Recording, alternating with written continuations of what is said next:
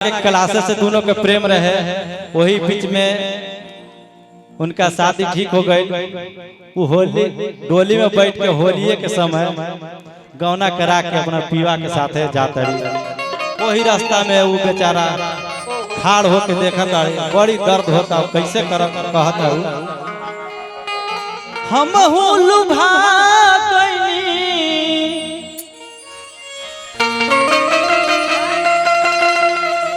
हम लुभा गईनी मीठा तोरा बोलिया में।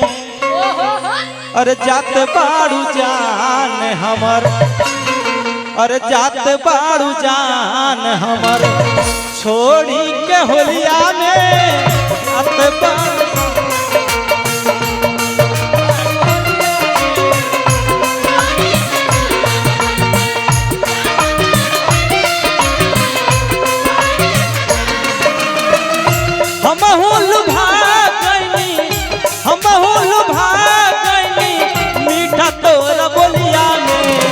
जात बाड़ू जान हमर, अरे जात बाड़ू जान हमर छोड़ी के होलिया में।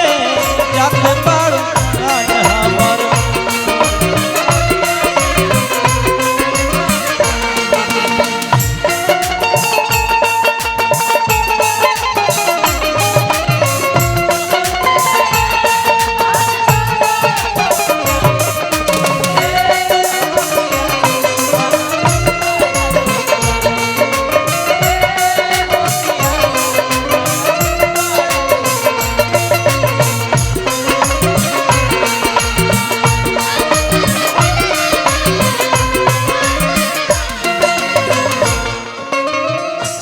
हमर कर जैबू रंगवा अबीर हो।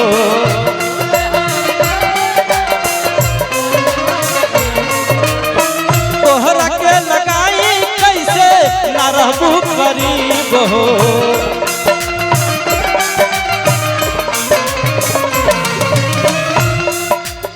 सुना हमर कर जैबू रंगवा अबीर हो। तोहरा के लगाई कैसे न रहबू गरीब हो। हंस के रोवावा ताड़ू, हंस के रोवावा ताड़ू चढ़ी के डोलिया में। जात बाड़ू जान हमर, जात बाड़ू जान हमर छोड़ी के होलिया में। जात बाड़ू जान हमर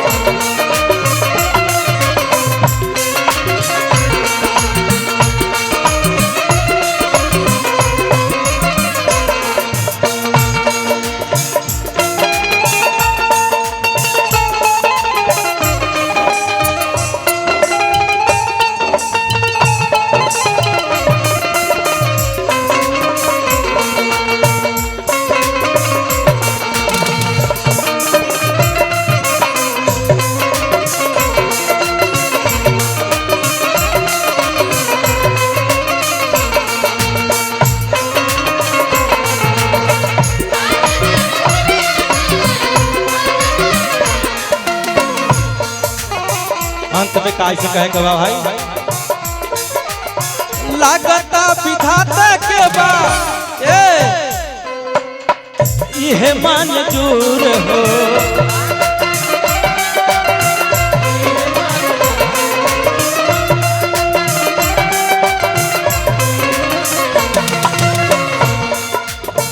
यही से तू जात बाड़ू हमारा से दूर हो।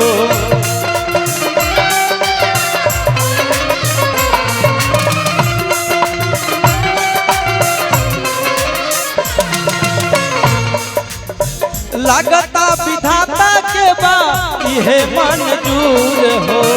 यही से जात बाड़ू हमारा से दूर हो।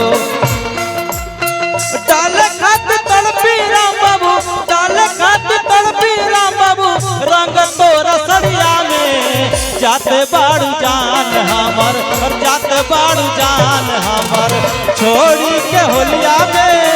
जात बाड़ू जान हमर छोड़ी के होलिया में। जात बाड़ू जान हमर हम लुभा गईनी, हम लुभा गईनी मीठा तोरा बोलिया जात बाड़ू जान हमर, जात बाड़ू जान हमर, छोड़ी के होलिया में जात बाड़ू जान हमर, छोड़ी के होलिया में जात बाड़ू जान हमर, छोड़ी के होलिया में जात बाड़ू जान हमर, छोड़ी के होलिया में जात बाड़ू